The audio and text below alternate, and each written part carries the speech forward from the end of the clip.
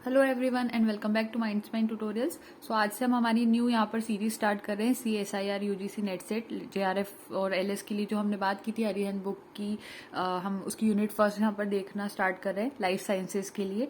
So start करते हैं। हमारी जो पहली यूनिट है, अगर आपको नाम उसका पता होगा तो उसको बायोकेमिस्ट्री के नाम से कहा जाता है। टोटल 13 यूनिट्स होती है हमारे पास CSIR नेट की। और अगर आपने इस बुक का रिव्यू नहीं देखा है, चैनल पर मैंने अपलोड करा था, तो इसकी एक प्लेलिस्ट में बना दूंगी। उसके फर्स्ट में मैं इसका रिव्यू डाल दूंगी बुक का, और फिर उसके बाद यहाँ से हमारे लेक्चर यहाँ जो होना चाहिए वो स्टार्ट हो जाएंगे। तो अगर आप यहाँ ध्यान से देख पा रहे हैं तो फर्स्ट यूनिट का नाम है basic physical and chemical concepts in biology. अब यहाँ पर ये चीज आपको पता होना चाहिए कि फर्स्ट यूनिट को हम बायोकेमिस्ट्री का नाम देते हैं। अगर स्टैंडर्ड बुक्स जो होती है, मेन बुक्स जिसको कहा जाता है, इंटरनेशनल बुक ज्यादातर प्रीफर करने के लिए कहते हैं CSIR में, तो उसके लिए भी कौन सी बुक्स लेनी चाहिए उसका भी वीडियो सेगमेंट है ऑलरेडी अपलोडेड चैनल पर। मैं उसको भी प्लेलिस्ट में ऐड कर दूंगी। तो अगर आप ये वाली बुक से नहीं पढ़ते हैं, इंटरनेशनल बुक से भी पढ़ना प्रेफर करते हैं, ये वाली भी कर सकते हैं, क्योंकि एक ही में हमारे पास पूरे 13 यूनिट्स आ जाते हैं। तो उसका वीडियो भी आप बाद में देख सकते हैं। तो बायोकेमिस्ट्री का ये जो नाम है यहाँ पर आपके सामने है, और जो सिलेबस हमारे पास CSIR के थ्रू रहता है वो आपके सामने यहाँ पर शोन है। तो ये सिलेबस हो गया इस तरफ।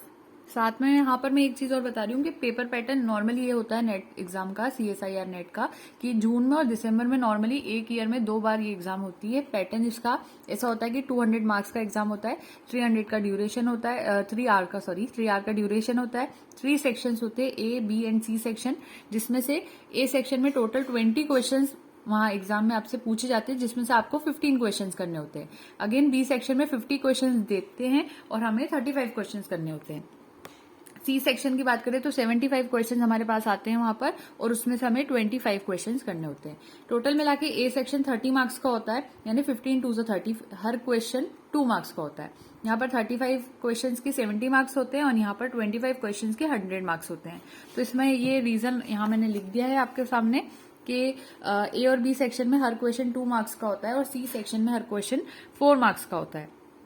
नेगेटिव मार्किंग यहाँ पर इन 2 सेक्शंस में, यानी कि A और B सेक्शन में 0.5 मार्क्स की नेगेटिव मार्किंग होती है, वहीं C सेक्शन में -1 की नेगेटिव मार्किंग होती है। तो ये एक और चीज थी। और A सेक्शन में जनरल एप्टीट्यूड और रीजनिंग पूछी जाती है, B सेक्शन में direct questions of life science आते हैं, और C सेक्शन में एनालिटिकल क्वेश्चंस और एक्सपेरिमेंट डिजाइनिंग क्वेश्चंस आते हैं, जो कि सबसे ज्यादा हार्डेस्ट सेक्शन माना जाता है। तो नॉर्मली ये जो बुक हम पढ़ रहे हैं लाइफ साइंस की, इसमें B और C सेक्शन कवर करने के लिए हम देखेंगे।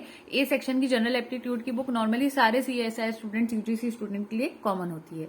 तो यहाँ हमारी फर्स्ट यूनिट स्टार्ट हो रही है, basic physical and chemical concepts in biology. इसको स्टार्ट करने से पहले एक चीज और मैं यहाँ पर बता देती हूँ फाइनली, फिर हम लोग शुरू कर लेंगे। तो यहाँ पर क्या होता है कि थोड़ा सा, मुझे ये बुक एक्चुअली बहुत मैसिव है, मुझे इसको संभालने में टाइम लग रहा है थोड़ा।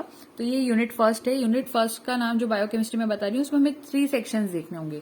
Basic physical and chemical concepts in biology, जहां से अभी हम स्टार्ट कर रहे हैं। उसके बाद बायो एनर्जेटिक्स एंड कैटालिसिस, ये भी इसी के अंदर का पोर्शन होगा। और थर्ड पोर्शन होता है organisation and metabolism of biomolecules. तो यूनिट 1 के अंदर ये 3 सेक्शंस हमें पढ़ना रहेंगे। तो आज हम लोग पहले वाले से स्टार्ट कर रहे हैं, जो कि नॉर्मली 68 पेजेस का बुक में दिया गया है। सो स्टार्ट करते हैं। Structure of atoms, molecules and chemical bonds, जो सब यूनिट रहती है इसके अंदर फर्स्ट यूनिट की, उससे तो एक केमिकल एलिमेंट क्या होता है उसके बारे में आपको थोड़ा समझ में आना चाहिए यहाँ पर, कि 2 तरह के कंपाउंड और केमिकल 2 तरह की चीजें होती है। एलिमेंट वो चीज होती है जिसमें सारे जो भी एटम्स होंगे वो सिमिलर होंगे, समझ में आ रहा होगा। और कंपाउंड के अंदर 2 डिफरेंट तरह के एटम से वो चीज बनती है। और एलिमेंट को फर्दर आप और डिवाइड नहीं कर सकते। फॉर एग्जाम्पल, अगर ऑक्सीजन का मतलब पूरी ऑक्सीजन की गैस अगर बन रही है, तो ऑक्सीजन की गैस में सिर्फ और सिर्फ अगर ऑक्सीजन ही है, तो हम कहेंगे कि ऑक्सीजन यहाँ पर जो है वो उसका एलिमेंट है। यहाँ पर इस तरफ से आप एग्जाम्पल ले सकते हो। तो एक केमिकल एलिमेंट जो कि प्योर केमिकल सब्सटेंस होता है, जिसमें 1 टाइप ऑफ एटम डिस्टिंग्विश होता है उसके एटॉमिक नंबर से, यानी एलिमेंट में सिर्फ एक ही तरह का एटम होता है, वही बात कही गई है। इसको तो मैंने चैनल पे अच्छे से डिटेल में बता भी रखा है, बट स्टिल बुक के थ्रू हम पढ़ रहे हैं, इसलिए मैं यहाँ पर थोड़ी ये चीजें ऐड करती जा रही हूँ। सो नंबर ऑफ प्रोटॉन्स जो रहेगा bye its atomic number, which is the number of proton in its nucleus. Atomic number का मतलब ही होता है कि नंबर ऑफ प्रोटॉन्स को हम देखते हैं। तो कहीं ना कहीं हम एलिमेंट को जब देख रहे हैं तो हम एक एटम की बात करते हैं, उस एटम के एटॉमिक नंबर की बात करते हैं, और खासतौर पर नंबर ऑफ प्रोटॉन्स की बात करते हैं। The term is used to refer to a pure chemical substance composed of atoms with the same number of protons. Element term जब भी यूज करी जाती है या की जाती है जिसमें सिर्फ और सिर्फ एक ही तरह का एटम हो, और ये प्योर कहलाता है क्योंकि इसमें कोई दो डिफरेंट तरह के एटम्स नहीं होते, सेम तरह के एटम्स होते हैं। तो ये समझ में आ गया होगा कि अगर ये कोई पूरी चीज है, ये कोई एलिमेंट है, फॉर एग्जाम्पल ये एलिमेंट है सोडियम, ठीक है, ये सोडियम एलिमेंट है। तो इस सोडियम एलिमेंट को अगर आप एलिमेंट वर्ड कह रहे हो, यानी कि इसमें सिर्फ और सिर्फ सारे, बहुत सारे होंगे, एक नहीं होगा, बहुत सारे होंगे, लेकिन वो सारे एटम कौन से होंगे, सिर्फ Na+ के ही होंगे। मैंने आयन लगा दिया, सिर्फ सोडियम कहना चाहिए मुझे, तो सिर्फ सोडियम के ही होंगे। ये बात आपको समझ में आना चाहिए। उसी तरह से अगर मैं बात करती हूँ कंपाउंड की, तो एक सॉल्ट का कंपाउंड होता है NaCl, तो उसमें, तो अगर मैं कंपाउंड की बात करती हूँ, फॉर एग्जाम्पल NaCl का एग्जाम्पल ले लेते हैं यहाँ पर, तो सोडियम जो यहाँ पर होगा वो यहाँ पर अगेन एक एलिमेंट होगा, फिर अगेन एक Cl का एलिमेंट होगा। वो दोनों एलिमेंट्स जब मिल जाएंगे, डिफरेंट अगर एलिमेंट्स मिलेंगे, तो वो एक कंपाउंड बना लेंगे। तो अगेन यहाँ पर सोडियम बहुत सारे होंगे, Cl- भी यहाँ पर, यानी क्लोराइड आयन, क्लोराइड भी आप कह सकते हो, वो भी बहुत सारे होंगे, लेकिन ये मिलकर एक कंपाउंड बना लेंगे क्योंकि दो डिफरेंट एटम्स यहाँ पर इन्वॉल्व हो गए हैं। तो यहाँ से आई होप आपको एलिमेंट का कंसेप्ट तो इस पैराग्राफ से समझ में आ गया होगा। और अगर आपको ये चीजें नहीं इतनी डिटेल में समझ में आ रही है, तो मेरे हैंड रिटन नोट से मैंने इसी चीज को समझाया, तो ये प्लस हैंड रिटन नोट्स को आप दोनों को मिलाकर पढ़ लेंगे तो ये वीडियो आपको अच्छे से समझ में आ जाएगा। अब टोटल हमारी, अगर हम पीरियोडिक टेबल की बात करते हैं, तो उसमें 118 एलिमेंट्स को रखा गया है, और उसमें से अगर हम देखें तो जिसमें से 94 ऐसे, 118 में से बात की जाए तो 94 ऐसे होते हैं जो कि नेचुरली अर्थ के ऊपर पाए जाते हैं। हम अर्थ पे देखेंगे तो ये हमें नेचुरली मिल जाते हैं। उसमें से 80 एलिमेंट्स जो होते हैं उसके अंदर स्टेबल आइसोटोप्स होते हैं। अब आइसोटोप्स क्या होता है, जिनके आपने देखा होगा मेरे वीडियो सेगमेंट में, हैंड रिटन नोट्स वाले में मैंने आइसोटोप्स को बताया, जिसके एटॉमिक नंबर जो होते हैं सेम होते हैं। तो एटॉमिक नंबर अगर सेम है तो आप ये याद रखेंगे वो आइसोटोप रहेगा। आइसोटोप्स आर 2 और more types of atoms that have the same atomic number and position in the periodic table. Periodic table में एक ही जगह पर वो दोनों आएंगे। फॉर एग्जांपल कार्बन के जो आइसोटोप्स होते हैं, हाइड्रोजन के जो आइसोटोप्स होते हैं, तो हाइड्रोजन को हम एक ही जगह पर रखते हैं पीरियोडिक टेबल में, लेकिन हाइड्रोजन के आइसोटोप्स कितने, 3 तरह के होते हैं, प्रोटियम, ड्यूट्रियम और ट्रिटियम। तो उस तरह से यहाँ पर आइसोटोप्स का कंसेप्ट आता है। आपको मैं वही यहाँ रिकमेंडेशन दूंगी कि आप मेरे हैंड रिटन नोट्स का जो वीडियो रहेगा मैं प्लेलिस्ट में उसको भी ऐड कर दूंगी, तो वहां से वो भी चेक करें, तो नोट्स से आपको भी आइडिया लग जाएगा कैसे नोट्स आपको प्रिपेयर करने।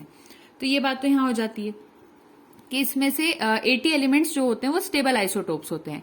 नेमली all elements with atomic numbers 1 to 82, normally 1 से लेकर 82 तक होते हैं, except element 43 and 61, technetium and promethium. यहाँ पर ये दो थोड़े से अलग होते हैं, वो इतने स्टेबल आइसोटोप्स नहीं होते, ये कहा जा सकता है, मतलब इतने स्टेबल एलिमेंट्स में नहीं आते। तो एक तो यहाँ पर एक्सेप्शन याद रखना है। दूसरी बात आती है कि एलिमेंट्स विद एटॉमिक नंबर 83 और हायर, अगर ऐसे एटॉमिक नंबर है एलिमेंट्स की जिनके 83 है या उससे ज्यादा है, जैसे बिस्मथ और उससे ऊपर के एलिमेंट्स, आर इनहेरेंटली अनस्टेबल, ये सभी अनस्टेबल होते हैं and undergo radio active decay. तो रेडियो एक्टिव डिके भी मैंने बताया था उन्हीं हैंड रिटन नोट्स के वीडियो में, आपको वहां मिल जाएगा उसका डिटेल कि रेडियो एक्टिव डिके इनमें देखने को मिलता है। अभी के लिए इतना बता सकते हैं हम यहाँ पर कि अगर कोई चीज अनस्टेबल होती है तो उसकी टेंडेंसी होती है कि वो आगे जाकर और स्टेबल हो जाए। तो ये एलिमेंट्स स्टेबल होने के लिए रेडियो एक्टिव डिके करते हैं, जिसमें से अल्फा, बीटा और गामा रेडिएशन अपने अंदर से इमिट करते हैं, इस तरह से वो स्टेबल हो जाते हैं। तो रेडियो एक्टिव डिके का आप वीडियो सेगमेंट चेक कर सकते हैं बाद में डिटेल में, अभी मैंने नॉर्मल आपको इसकी डेफिनेशन बता दी है। The elements from atomic number 83 to 94 have no stable nuclei, इनके अंदर कोई स्टेबल न्यूक्लियाई नहीं होता, but are nevertheless found in nature, लेकिन फिर भी नेचर में मिल जाते हैं। Of the total stable elements in nature 15 are present in all living beings. अब सारे स्टेबल एलिमेंट्स में से 15 ऐसे एलिमेंट्स होते हैं स्टेबल वाले जो कि लिविंग थिंग्स में, यानी कि जैसे कि हमारे जैसे ह्यूमंस के अंदर या एनिमल्स के अंदर देखने को मिलते हैं। उसमें से फर्दर 8 से 10, अब 15 के अंदर से भी 8 से 10 ऐसे होते हैं जो कि पर्टिकुलरली सिर्फ और सिर्फ ऑर्गेनिजम्स में देखने को मिलते हैं। 99% of the atoms in animal bodies are accounted for by just 4 elements. Normally 99% animals की बॉडी जो रहती है देखने को मिला है कि उसमें ये 4 एलिमेंट से बनती है, हाइड्रोजन, ऑक्सीजन, कार्बन और नाइट्रोजन। यानी कि सबसे ज्यादा मेन स्टेबल एलिमेंट्स जो कि हम लिविंग ऑर्गेनिजम्स को बनाते हैं वो 4 है, hydrogen, oxygen, carbon and nitrogen. तो इसको चॉन वर्ड से याद किया जाता है, CHON। ये आपको समझ में आता होगा। अब आगे बढ़ते हैं। तो हमारे पास यहाँ पर elemental composition of earth crust आ गया है कि यहाँ पर किस तरह से कोई चीज देखने को मिलती है। तो ऑक्सीजन का परसेंट बाय मास अगर आप अर्थ के क्रस्ट पे देखोगे तो 46.71% है। तो सबसे ज्यादा ऑक्सीजन हम कह सकते हैं मिल जाती है हमें अर्थ के क्रस्ट पे।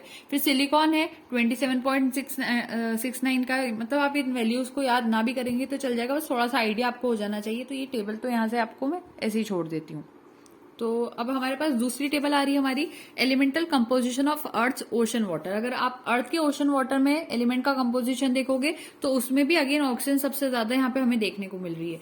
तो ये आप उससे फिर ये वाली चीज को, एक टेबल को थोड़ा आइडिया लगाने के लिए देख सकते हैं। उसके बाद टेबल 1.3 जो हमारे सामने है, ये टेबल है कंपोजिशन ऑफ अर्थ एटमॉस्फेयर। अब अर्थ का अगर सिर्फ एटमॉस्फेयर आप देखोगे, एटमॉस्फेयर आप जानते हैं क्या होता है, जो गैसेस से एक लेयर हमारे अर्थ के आसपास बनती है उसको हम एटमॉस्फेयर कहते हैं। तो एटमॉस्फेयर में ये सारे एलिमेंट्स हमें देखने को मिलते हैं। उसी तरह से यहाँ पर एक और टेबल इन्होंने हमें दी है बॉडी के लिए, कि ह्यूमन बॉडी में अगर आप एलिमेंटल कंपोजिशन देखोगे तो किस तरह से वहां पर एलिमेंट्स कितने अमाउंट में, परसेंट बाय मास में कितने रहते हैं। अगेन ऑक्सीजन सबसे ज्यादा यहाँ पर देखने को मिल रही है, लेकिन अर्थ के एटमॉस्फेयर में सबसे ज्यादा क्या चीज है, नाइट्रोजन है वहां पर। तो ये डिफरेंस आपको यहाँ से समझ में आ जाना चाहिए, कभी इस तरह के क्वेश्चन आए तो आप उसको सॉल्व कर पाए। उसके बाद यहाँ पर हाइड्रोजन एंड ऑक्सीजन के बारे में थोड़ा कंसेप्ट दिया गया है, और मैं यहाँ पर आपको ये रिकमेंड करूंगी कि अगर आप ये बुक मेरे साथ पढ़ रहे हैं तो आप इस बुक को बाय भी कर लें, तो उससे आपके लिए हाइलाइट्स लगाना बुक में आसान होंगे। क्योंकि मैंने बताया था 1000 पेजेस से भी ज्यादा पेजेस इसके अंदर हैं, तो थोड़ा नोट्स भी बनाना चाहें तो आप बना सकते हैं वीडियो को देखते हुए, पर अगर बुक भी बाय कर लेंगे तो ज्यादा अच्छा रहेगा। और बुक अमेजन से भी अच्छे रेट में आपको, जब मैंने इसका रिव्यू बनाया था तो बताया है कि कौन सी शॉप से आप इसको बाय कर सकते हैं। उनकी पेन डिलीवरी रहती है, मतलब ऑल इंडिया आपको डिलीवरी मिल जाएगी। तो KB यूज्ड बुक्स में आपको थोड़ा सा कांटेक्ट करना होगा, इंस्टाग्राम हैंडल है उनका और वेबसाइट भी है, वहां से आपको मिल जाएगा लिंक। तो या फिर आप मुझसे कमेंट सेक्शन में भी ले सकते हैं, तो वहां से आप ये बुक बाय कर लेंगे तो आपके लिए ईजियर रहेगा, मतलब रेट थोड़े अफोर्डेबल रहेंगे। तो जो स्टूडेंट्स यूज बुक्स में भी लेना चाहते हैं उनके लिए भी ऑप्शन रहता है यहाँ पर। तो आगे स्टार्ट करते हैं कि हाइड्रोजन और ऑक्सीजन जो होते हैं, ये दो कंस्टिट्यूएंट्स होते हैं वाटर के, हमें पता है H2O रहता है, तो वही चीज बताई गई है। इसमें 60 to 70% ऑफ सेल मास बनाते हैं, यानी कि हम कहते भी हैं कि इंसान की बॉडी में सबसे ज्यादा अगर कोई चीज बनाने वाली होती है तो वो वाटर होता है। तो सेल मास में 60 से 70%, अगर 100% कोई चीज है उसमें से 70% तक जो चीजें हैं वो वहां पर क्या रहती है, यहाँ वाटर रहती है।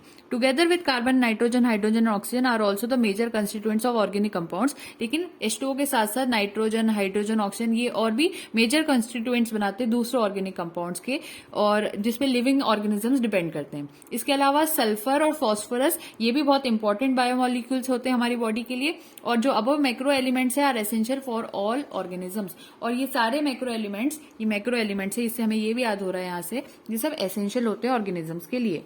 इसके अलावा हमारी ह्यूमन बॉडी में हम अगर बात करते हैं या किसी लिविंग ऑर्गेनिज्म की बात करते हैं तो उसमें 0.5% ऑफ द बॉडी मास और भी कुछ चीजें बनाती है जो कि इनऑर्गेनिक आयंस होती है। तो 0.5% हमारी बॉडी के अंदर जो रहेगा वो कहाँ से आ रहा है, इनऑर्गेनिक आयंस से आ रहा है, जिसके अंदर एल्कली मेटल जैसे कि सोडियम, पोटेशियम, हम देखते हैं ना सोडियम पोटेशियम पंप रहता है बॉडी में, तो वो सोडियम पोटेशियम जो होते हैं वो इनऑर्गेनिक आयंस में काउंट करते हैं।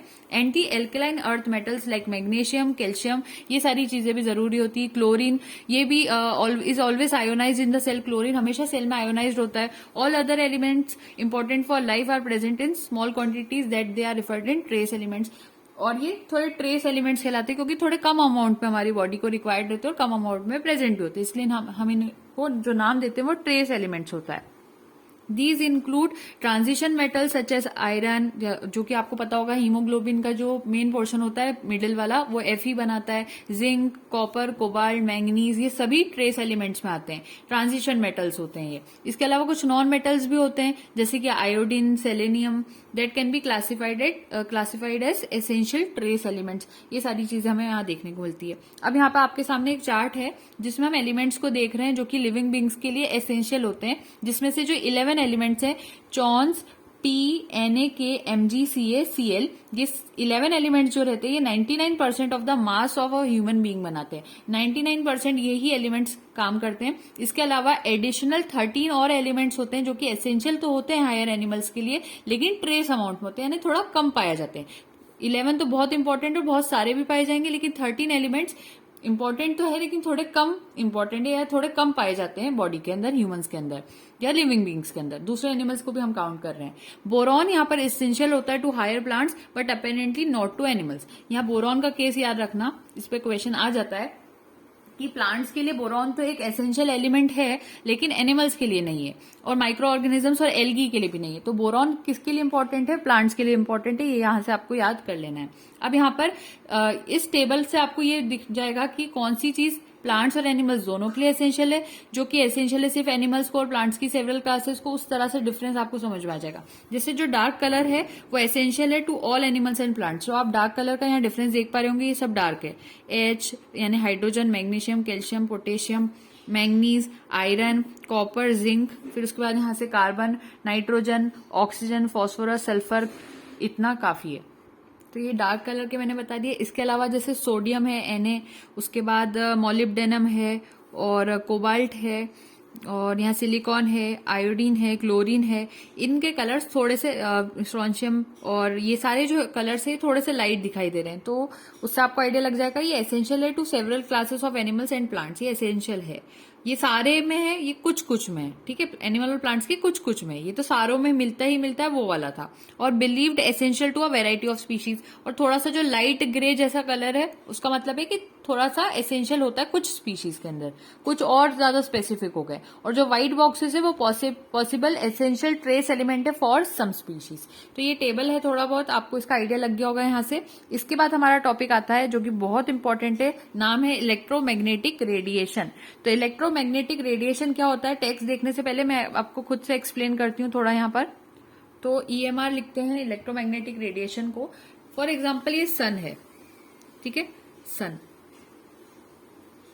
अब ये जो सन होता है ना, इसके ऊपर अगर आप बात करोगे तो यहाँ पर कंटिन्यूअसली न्यूक्लियर फ्यूजन होता रहता है। ऐसे कहा जाता है यहाँ पे लगातार कुछ ना कुछ रिएक्शंस होती जाती है जिसमें न्यूक्लियर फ्यूजन यहाँ पर लगातार चलता रहता है। अब न्यूक्लियर फ्यूजन जब यहाँ पर होता है तो इसमें बहुत सारी एनर्जी का यहाँ पर फॉर्मेशन होता है, क्योंकि जब न्यूक्लियर फ्यूजन हो रहा है तो वहां पर क्या होगा, एनर्जी भी बनेगी। न्यूक्लियर फ्यूजन बहुत ज्यादा स्ट्रांग होते हैं लगातार, जब तो वो सन पूरा ऐसे ऑरेंज कलर का दिखाई देता है, क्योंकि वहां पर इतने ज्यादा ब्लास्ट होते हुए दिखाई देते हैं। ये सब चीजें देखने को मिलती है, तो एनर्जी बहुत ज्यादा यहाँ पर बनती है। अब एनर्जी जो यहाँ पर बनती है, और यहाँ पर है मान लीजिए हमारी अर्थ, ठीक है, ये होगी अर्थ। तो अब इस एनर्जी को अगर अर्थ तक पहुंचाना है तो वो किसके थ्रू आएगी, यहाँ पर किस फॉर्म में आएगी वो यहाँ पर, तो वो आती है यहाँ पर रेडिएशंस के फॉर्म में। किसके फॉर्म में? रेडिएशंस के फॉर्म में। तो इससे हमें समझ में आ गया कि ये जो रेडिएशन जो अर्थ तक आ रहे हैं वो ओरिजिनली क्या है, वो एनर्जी है। एनर्जी का ही दूसरा रूप है रेडिएशंस, इलेक्ट्रोमैग्नेटिक रेडिएशंस। तो ये जो रेडिएशंस होते हैं ये बहुत स्ट्रांग भी होते हैं, और इसके अंदर इलेक्ट्रिक प्लस मैग्नेटिक फील्ड, दोनों ही फील्ड्स हमें, या रेडिएशन के अंदर ये बहुत इंपॉर्टेंट चीज है, एनर्जी हमें देखने को मिलती है। इलेक्ट्रिक और मैग्नेटिक फील्ड हमें दोनों इस रेडिएशन में देखने को मिल जाती है। तो अगर आपको नहीं पता इलेक्ट्रिक मैग्नेटिक फील्ड क्या होती है, तो आप इतना याद रखना कि जो भी चार्ज पार्टिकल होता है, चार्ज पार्टिकल, ठीक है, उस चार्ज पार्टिकल को क्यू से रिप्रेजेंट करते हैं। जब भी ये एक्सेलरेट करता है, तो एक्सेलरेट करने की वजह से वहां पर इलेक्ट्रिक और मैग्नेटिक फील्ड का फॉर्मेशन होता है। तो ये मैं थोड़ा, आपने वैसे फिजिक्स में पढ़ा होगा 11th-12th क्लास में, बट स्टिल जिनको नहीं आता उसके लिए मैं बता रही हूँ कि चार्ज पार्टिकल जब भी एक्सेलरेट करता है तो इलेक्ट्रिक और मैग्नेटिक फील्ड को वो अपने आसपास बना लेता है। तो वही इलेक्ट्रिक मैग्नेटिक फील्ड यहाँ पर रेडिएशन, जो कि इलेक्ट्रोमैग्नेटिक रेडिएशन है, उसमें भी हमें देखने को मिल जाती है। यहाँ पे मैंने आपको सिर्फ सन का एग्जांपल दिया, तो ये जरूरी नहीं कि सिर्फ सन से ही अर्थ तक जाने के लिए जो एनर्जी लगेगी वही EMR होती है, ऐसा नहीं है। और भी जो भी energy, light for example, light जो हमारी होती है, हम जिस रूम में बैठे हैं वहां लाइट में हम बैठे हैं, तो जो लाइट है उसके अंदर से भी अगर कुछ एनर्जी निकल रही है तो वहां पर भी EMR होती है। और एक चीज और याद रखना कि जो इलेक्ट्रोमैग्नेटिक वेव्स रहती है, EM इलेक्ट्रोमैग्नेटिक, उससे तो ये वर्ड आपको क्लियर हो ही गया होगा। तो ये जब मूवमेंट शो करती है, इनका जो प्रोपोगेशन होता है, तो उस टाइम पे ये देखा गया कि जो इलेक्ट्रिक फील्ड होती है और जो मैग्नेटिक फील्ड होती है वो एक दूसरे के परपेंडिकुलर, यानी 90 डिग्री के एंगल के ऊपर परपेंडिकुलर एक दूसरे के मूव करती है। तो ये इलेक्ट्रिक फील्ड और मैग्नेटिक फील्ड एक दूसरे के परपेंडिकुलर होती है, इसलिए आपको EMR का डेफिनेशन यहाँ से मिल जाता है कि it is a form of energy. EMR क्या है? It is a form of energy which propagates, जो कि आगे बढ़ती है, विथ ऑसिलेटिंग इलेक्ट्रिक फील्ड, जिसमें ऑसिलेटिंग इलेक्ट्रिक फील्ड और मैग्नेटिक फील्ड आपको देखने को मिलती है। मैं इसको ऐसे बना रही हूँ तो आपको समझ में आ जाएगा, एक वेव मैं इलेक्ट्रिक के लिए शो कर रही हूँ और एक वेव मैं आपको मैग्नेटिक के लिए शो कर रही हूँ। तो ऑसिलेटिंग इलेक्ट्रिक और मैग्नेटिक फील्ड जब एक दूसरे से आगे बढ़ती है, वो भी एक दूसरे के परपेंडिकुलर रहती है, तो उसको हम कहते हैं EMR। उसके लिए एक डायग्राम है आपके सामने। फॉर एग्जांपल ब्लू यहाँ पर अगर इलेक्ट्रिक फील्ड है तो रेड यहाँ पर मैग्नेटिक फील्ड होगी। लेकिन इलेक्ट्रोमैग्नेटिक रेडिएशंस एक ही तरह के नहीं होते, अलग अलग डिफरेंट तरह के हो सकते हैं। जैसे कभी ईएमआर में रेडिएशन बहुत ज़्यादा हो रहे होंगे, रेडिएशंस अगर बहुत ज़्यादा हो रहे होंगे तो जल्दी एक टारगेट से दूसरे टारगेट तक चल जाएंगी। कभी रेडिएशंस यहाँ पर कम हो रहे होंगे तो ये थोड़ा सा धीरे धीरे दूसरे टारगेट तक पहुंचेंगी। तो उसके बेसिस के ऊपर उसको डिफाइन करा गया है कि या डिफ्रेंशिएट किया गया है कि वो radio waves, microwaves, infrared, visible region आता है, फिर अल्ट्रावायलेट, एक्सरे, गामा रे, इस टाइप से होती है। तो मैं एक चार्ट शो करती हूँ यहाँ, इससे आपको आइडिया लग जाएगा। Long wavelength low energy low frequency की तरफ कौन है, शॉर्ट वेवलेंथ हाई एनर्जी और हाई फ्रीक्वेंसी की तरफ कौन है। तो आई होप अब आपको आइडिया लग गया होगा। अब हम टेक्स्ट देखते हैं बुक का। तो electromagnetic radiation is a form of energy. Energy रहती है ट्रांसमिशन इन विच इलेक्ट्रिक और magnetic fields are propagated as waves through empty spaces. Wave के फॉर्म में प्रोपोगेट करती है, चलती है आगे की तरफ एम्प्टी स्पेस में यानी कि वैक्यूम में, और थ्रू अ मीडियम, मीडियम में भी चल सकती है। वैक्यूम जब होता है जब कोई एयर, कोई वाटर या कोई मीडियम ही नहीं है। फॉर एग्जाम्पल स्पेस, जहां पर सन और हमारा जो यूनिवर्स का वो वाला पोर्शन होता है ना स्पेस, वो वैक्यूम कहलाता है। और अगर हम अभी बात करें वैक्यूम में, जैसे साउंड वेव्स हमने बात की थी कि वैक्यूम जो होता है ना वहां पर साउंड जो होता है वो प्रोपोगेट नहीं हो सकता। तो एक चीज अच्छी इससे हमें गॉड ने एक बेनिफिट दिया है, वरना जो सन के ऊपर न्यूक्लियर फ्यूजन होते हैं उसकी आवाज इतनी ज्यादा खतरनाक होती है कि अगर हमने अर्थ पे उसको सुन लिया तो वहां पे ह्यूमंस की डेथ भी हो सकती थी।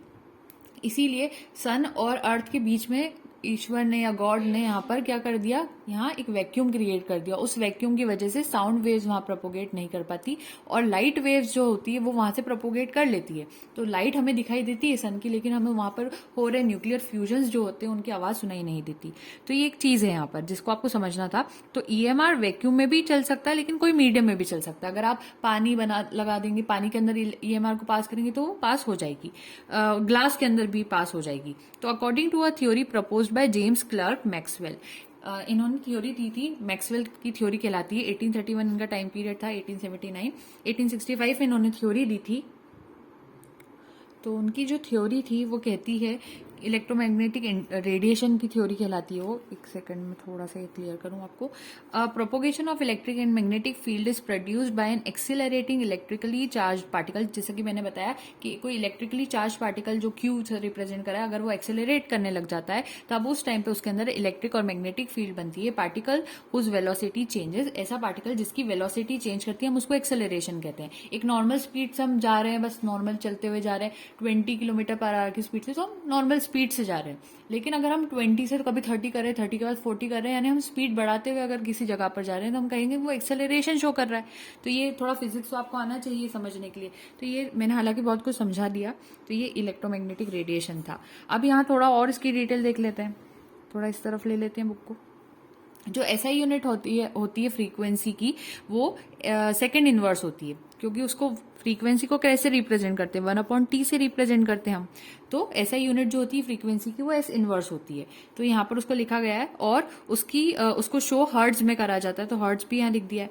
अब जो बेसिक एसआई की वेवलेंथ होती है, एसआई यूनिट वेवलेंथ की जो होती है वो यहाँ पर मीटर होती है। Because many types of electromagnetic radiation है वेरी शॉर्ट वेवलेंथ। जैसा मैंने बताया आपको कि एक तरफ शॉर्ट वेवलेंथ हाई एनर्जी और हाई फ्रीक्वेंसी रहती है, जिसमें हम नॉर्मली यूवी रेज को देखते हैं, एक्स रेज, गामा रेज को देखते हैं। और विजिबल रीजन के पीछे वाला जो पोर्शन था वहां पर हम देख रहे थे रेडियो, माइक्रोवेव और इंफ्रारेड वेव्स। तो वो जो तीन थी, रेडियो, माइक्रोवेव और इंफ्रारेड, वो लॉन्ग वेवलेंथ वाली होती है, लो एनर्जी की होती है और लो फ्रीक्वेंसी की होती है। तो ये फ्रीक्वेंसी और वेवलेंथ वर्ड अगर मैंने यूज किए थे तो उसकी एसआई यूनिट और वो क्या होती है वो आपको पता होना चाहिए। तो फ्रीक्वेंसी 1/t को कहते हैं, वेवलेंथ एक लेंथ जो रहती है उसी को रिप्रेजेंट करने के लिए रहता है, वेवलेंथ मीटर में होता है और ये हर्ट्ज में होता है। और इसका ये आपके सामने लिखा गया है कि जो ईएमआर होता है, इलेक्ट्रोमैग्नेटिक रेडिएशन जो होता है, इसमें शॉर्ट वेवलेंथ होती है। However smaller units including those listed below are also use. और भी चीजें हम यूज कर सकते हैं, जैसे मीटर अगर कहा है तो सेंटीमीटर में भी आप इसको लिख रहे हैं तो आप सेंटीमीटर को मीटर में कन्वर्ट कर लेना।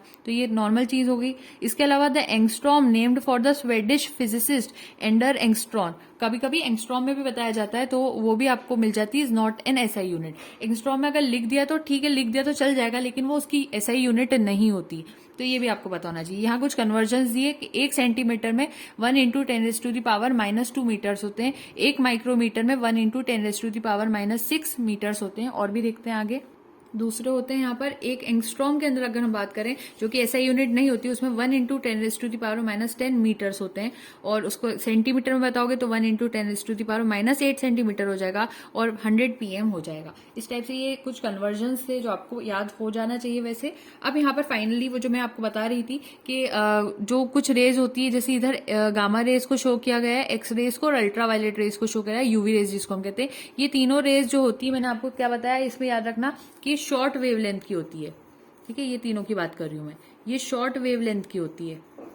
वेवलेंथ को लैम्बडा से रिप्रेजेंट किया जाता है, ये लैम्बडा ऐसे। ठीक है, उसके बाद इसके अंदर हाई एनर्जी होती है। वेवलेंथ भले इनकी छोटी है, यानी कि मूवमेंट ऐसे जल्दी जल्दी जल्दी जल्दी इनमें कंप्लीट होता है, और यहाँ पर थोड़ा स्लो स्लो स्लो चलती है ये। ठीक है, तो शॉर्ट वेवलेंथ होती है इनके अंदर, लेकिन इनकी एनर्जी कैसी होती है, हाई होती है। तो हाई एनर्जी वाली होती है ये, और उसके अलावा इनमें फ्रीक्वेंसी भी हाई होती है, तो हाई फ्रीक्वेंसी भी इनमें देखने को मिलती है। ये होती है गामा रेज, एक्स रेज, और एक और है यूवी रेज। ये तीन आपको याद रखनी है। इसके अलावा अगर हम इस तरफ देखें, radio waves, microwaves, infrared waves, ये स्लो चलती है, लेकिन इनके अंदर लॉन्ग वेवलेंथ होती है। इनकी लॉन्ग वेवलेंथ होती है, लेकिन इसके अंदर लेस, या फिर लो लिख देती हूँ, लो एनर्जी होती है, और इसके अंदर लो फ्रीक्वेंसी होती है। समझ में आ रही है बात? क्लियर हो गया होगा? यहाँ से बहुत ज्यादा बेसिक पे ले जाकर समझा रही हूँ आपको मैं। ठीक है, और इनके बीच में एक रीजन होता है जिसको हम विजिबल रीजन कहते हैं। तो विजिबल रीजन में हमारे पास ये रीजन आपको पता है, जिसको हम विबग्योर भी कहते हैं, VIBGYOR। नहीं, यहाँ विबग्योर नहीं बन रहा है यहाँ पर, एक सेकेंड। तो पर्टिकुलरली ये उसके नैनोमीटर्स नहीं लिखे मैंने, थोड़ा गलत कह दिया, लेकिन हाँ विजिबल रीजन में आता विबग्योर जरूर है, विबग्योर। तो ये आपको याद होना चाहिए। विजिबल रीजन में वो 7 कलर आते हैं जिसको हम देख पाते हैं, violet, indigo, blue, green, yellow, orange and red. समझ में आ रही बात? तो ये तो हो गई। इसमें से आपको ये जरूर याद रखना है, मैं जो मेन बातें बता रही हूँ विजिबल रीजन के लिए, ध्यान से सुनना। जो विजिबल रीजन होता है इलेक्ट्रोमैग्नेटिक स्पेक्ट्रम का, वो लाई करता है between UV and infrared reason. किसके बीच में? यूवी में और इंफ्रारेड के बीच में आता है। इस पर क्वेश्चन पूछ लिया जा सकता है कि बताइए यूवी इंफ्रारेड के बीच में आएगा या एक्सरे माइक्रोवेव के बीच में आएगा, तो उसके बीच में तो आएगा, लेकिन और स्पेसिफिक की किसकी बात करेंगे? अल्ट्रा वायलेट और इंफ्रारेड के बीच में जो रीजन होता है उसको हम विजिबल रीजन कहते हैं। ये आपको याद होना चाहिए। और ये कितने स्पान वेवलेंथ का होता है? तो ये अप्रोक्सीमेटली 400 से लेकर 800 नैनोमीटर्स तक का होता है। तो देखो 390 को थोड़ा राउंड ऑफ कर दिया, 760 को थोड़ा राउंड ऑफ कर दिया, तो इससे हमें पता पड़ जाता है कि इसका स्पान वेवलेंथ कितनी होती है, वो इतनी होती है। ये क्लियर हो गया। अब शॉर्टर वेवलेंथ जो होती है वो वायलेट, ब्लू और ग्रीन की कहलाती है। तो मैंने विबग्योर में बता दिया वायलेट, एक सेकंड मैंने लिखा तो नहीं है, चलिए लिख ही देती हूँ मैं यहाँ पे पूरा। तो वायलेट, ब्लू और ग्रीन ये हाई होते हैं एनर्जी में, हाई इन एनर्जी। ठीक है, वायलेट, ब्लू और ग्रीन हाई होते हैं एनर्जी के अंदर। एंड जो बॉर्डर रहती है, लाइक यूवी रीजन की जो बॉर्डर होती है, वेरेस बॉर्डर बनाते हैं। ठीक है, बॉर्डर करते हैं, बॉर्डर यूवी रीजन। ठीक है, एक चीज तो ये हो गई, ये हो गया वायलेट, ब्लू और ग्रीन के लिए। इसके अलावा जो येलो, ऑरेंज और रेड होते हैं, ठीक है, येलो, ऑरेंज और रेड होते हैं, ये तीनों की बात अगर मैं करती हूँ तो ये, सॉरी ये पेज उधर जा रहा है, ये लॉन्ग वेवलेंथ का होता है, लॉन्ग वेवलेंथ का होता है। ये शॉर्ट वेवलेंथ के थे, ये भी लिख देती हूँ यहाँ पर, शॉर्ट वेवलेंथ के थे, और ये लॉन्ग वेवलेंथ के है। कौन? येलो, ऑरेंज और रेड। तो अगर ये लॉन्ग वेवलेंथ के हो गए तो इनकी एनर्जी कैसी हो गई? एनर्जी इनकी कम हो जाएगी।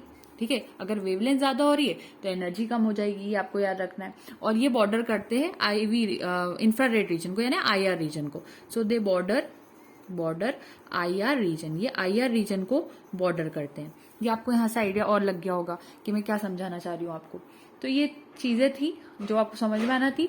Colour progresses from short to long wavelength, हमेशा कलर शॉर्ट वेवलेंथ से लॉन्ग वेवलेंथ की तरफ जाता है, यानी कि जब आप रिप्रेजेंट करोगे तो विबग्योर की तरफ हमेशा बढ़ते हैं, इस तरफ जाता है। तो शॉर्ट वेवलेंथ से लॉन्ग वेवलेंथ की तरफ जाता है, जो कि एक रिवर्स रेनबो होता है। क्या कहते हैं इसको? रिवर्स रेनबो कहते हैं, रिवर्स रेनबो, क्योंकि उल्टा जा रहा है। क्योंकि नॉर्मली आपको रेनबो इस तरफ से दिखता है, रेड ऊपर की तरफ दिखता है, लेकिन जब हम infrared region, sorry UV EMR region में पढ़ते हैं तो उसमें विबग्योर की तरफ जाते हैं, रिवर्स रेनबो आपको याद रखना होता है। तो ये चीज आपको, इससे सारी चीजें क्लियर हो गई होंगी जो मैंने आपको बताना थी EMR के लिए। इसके अलावा यहाँ पर ये चीज भी आप पढ़ लेना यहाँ से कि एक डिस्टिंक्टिव फीचर इलेक्ट्रोमैग्नेटिक रेडिएशन का ये होता है कि कांस्टेंट स्पीड जो होती है इसकी 2.997925 into 108 metre per second of in a vacuum में होती है, often refer to as speed of light. कोई पूछ ले कि स्पीड ऑफ लाइट कितनी होती है, तो ये इतनी फास्ट होती है। और when a beam of white light is pass through a transparent medium, अगर कोई ट्रांसपेरेंट मीडियम है वहां से अगर आप कोई बीम ऑफ लाइट को पास कर रहे हैं, the wavelength components are refracted differently, wavelength के कंपोनेंट्स अलग तरह से दिखाई देते हैं। The light is dispersed into a band of colours a spectrum, और वहां पर एक स्पेक्ट्रम बनता है जिसको हम इलेक्ट्रोमैग्नेटिक स्पेक्ट्रम पढ़ते हैं। तो यहाँ पर आपका ईएमआर पूरी तरह से कंप्लीट हो गया है। नेक्स्ट टॉपिक आपका जो रहेगा वो यहाँ पर रहेगा सब atomic particles, electron, proton, neutron, उनकी बेसिक इंपॉर्टेंट टर्मिनोलॉजी जो कि मैंने हैंड रिटन नोट्स में आपको अगेन बता रखी, तो अगर आप पहले से देखना चाहते हैं तो वो चेक कर सकते हैं। उसके बाद डाल्टन एटॉमिक थ्योरी से स्टार्ट करेंगे। सो आज के लिए इतना सफिशिएंट है। Thank you so much and don't forget to like, share and subscribe. Happy learning.